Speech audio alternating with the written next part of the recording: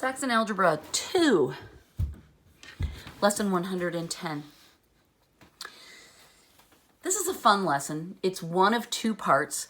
It's about quadratic inequalities. What? Inequalities? Yeah, we've been doing that a lot. Quadratic? What am I even talking about? You'll find out. Today we're going to talk about the greater than version of these, and then I believe it's lesson 112. We're going to talk about the less than version. So that's the two parts that I'm talking about. These feel really weird in your brain at first, but most students find them to be kind of fun and pretty easy once they get the gist of it. Okay, so our instructions are to graph on a number line, and then we get something that looks like this. X plus 2, it starts like this, is greater than 0. Domain equals the reals. Okay, that's easy. We know how to do this. We've done that 100 times, right? That's what just an inequality looks like. But now I'm going to blow your mind because I'm going to make this a quadratic inequality, which means instead of just having one binomial, we're going to have two.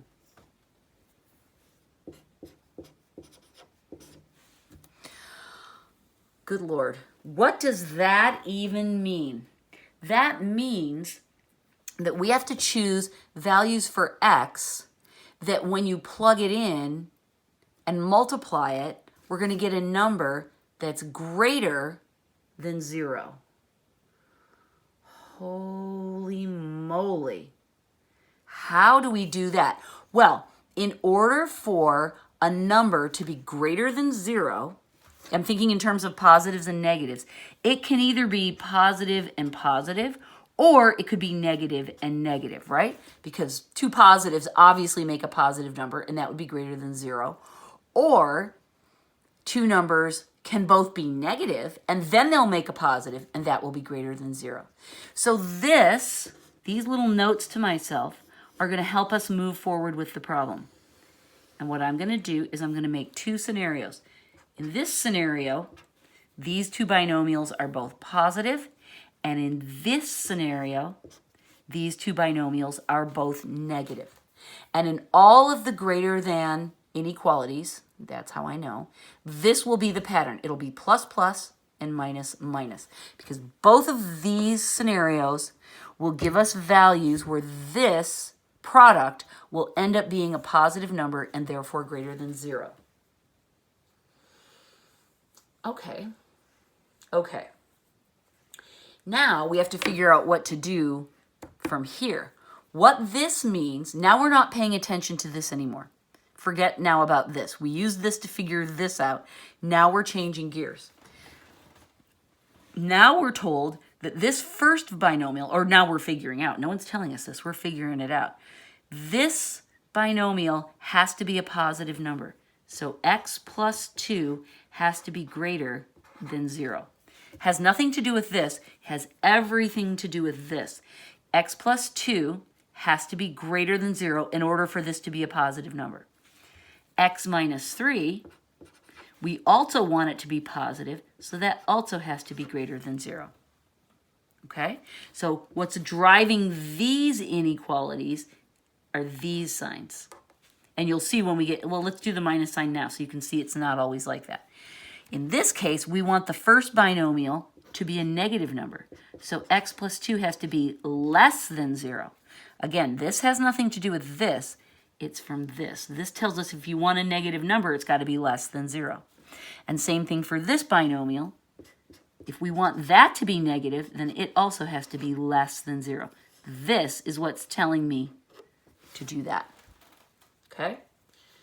This is the pattern, though. 2 pluses and 2 minuses, greater thans and less thans. This will be the pattern for all the greater than inequalities as driven by that. Okay? We're going to do 2 examples today, and they will both follow this pattern. Okay, cool. Let's then clean up this algebra and find out what our x values are. This would be x is greater than negative 2, and x is greater than 3. And this would be x is less than negative 2, and x is less than 3. All right? And that's just quick little algebra. I didn't show the steps. I hope you followed it, right? I just swam the fishy. All right, so what we're going to do now is graph both of these separately.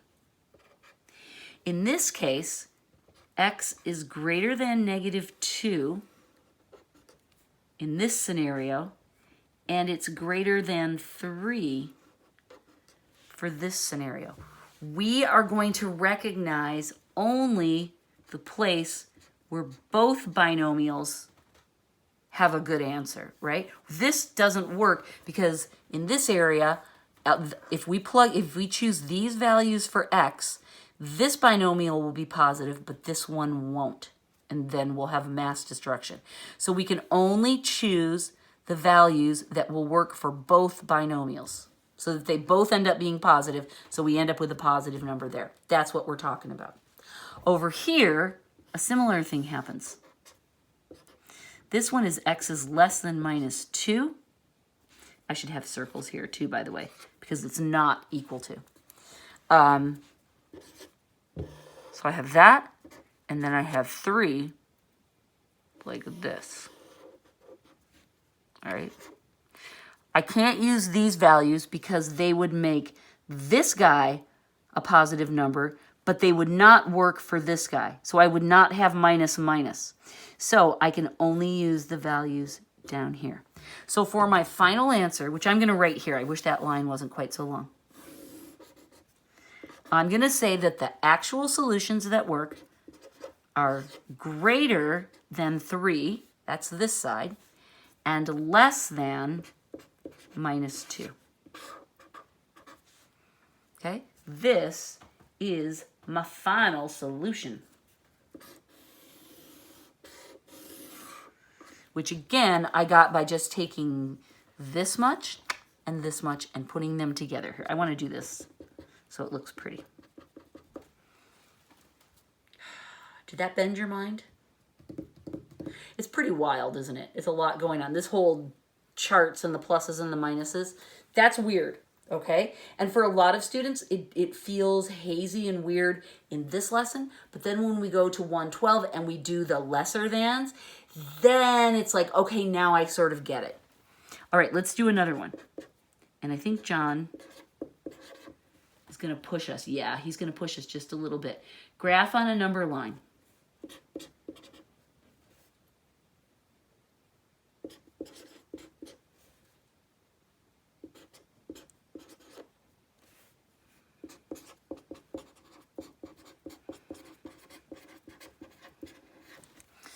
Okay, domain equals the integers. That means dots.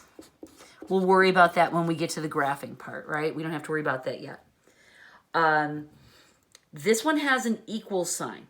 What that means, this guy in the problem sets the tone for the whole problem. In this one, we did not have the equals, so we didn't use equals anywhere. In this one, we do have equals, so we're going to use equals through the whole problem. Okay, so whatever the original inequality is written with, we use that same style of inequality for the whole problem. Nothing changes in that.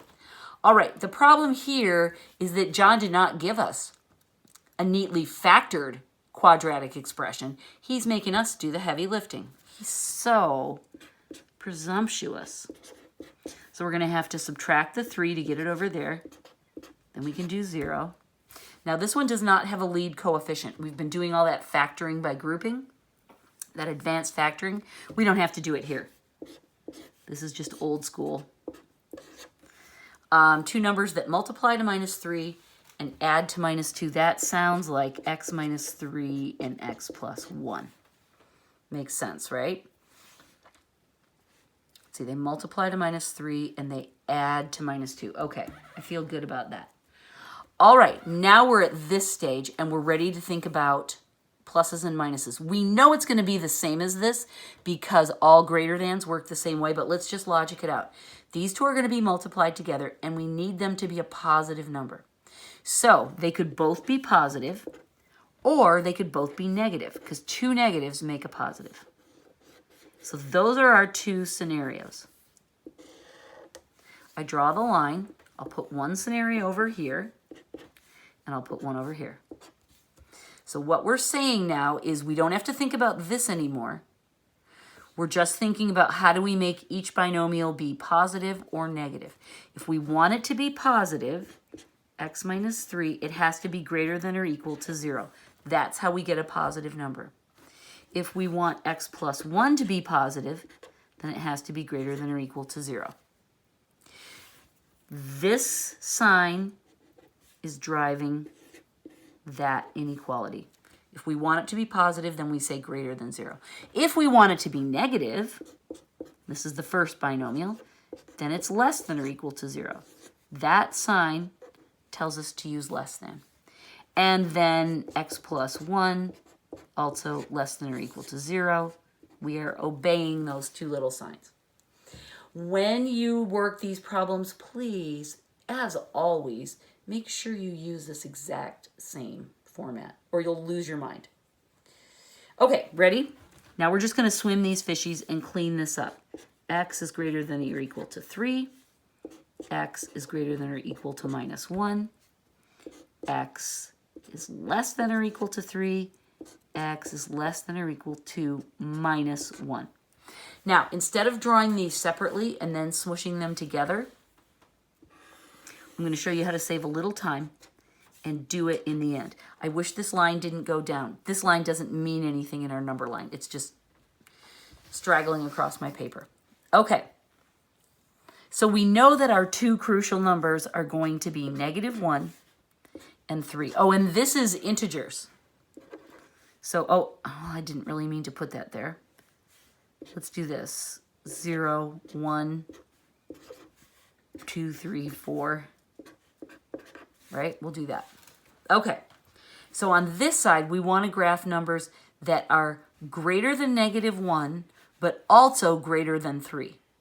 So instead of drawing it out like I did here, I'm going to just use logic. -1, according to this guy, I should start dotting here, but this guy says no, only at 3. So I know that this and this relate to that solution. And I'm going to switch colors now. For this part, I want values that are less than 3, but also less than -1. So that means I'll start here and go that way. All right? So what I'm doing is I'm thinking through what I wrote down last time. I can carry that in my head as long as I'm careful. And again, this would keep going, but the laws of graphing say you don't have to beat that to death. It's okay. All right, so I just showed you a quicker way to shortcut so you don't have to show as many steps. You can just carry this in your head and go, okay, if it's got to be greater than 3 and greater than -1, then it has to start up here, right? Because if I start back here, the 3s are not going to be reflected. And then here, it's less than -1 and also less than 3. No, I'm going to start right there.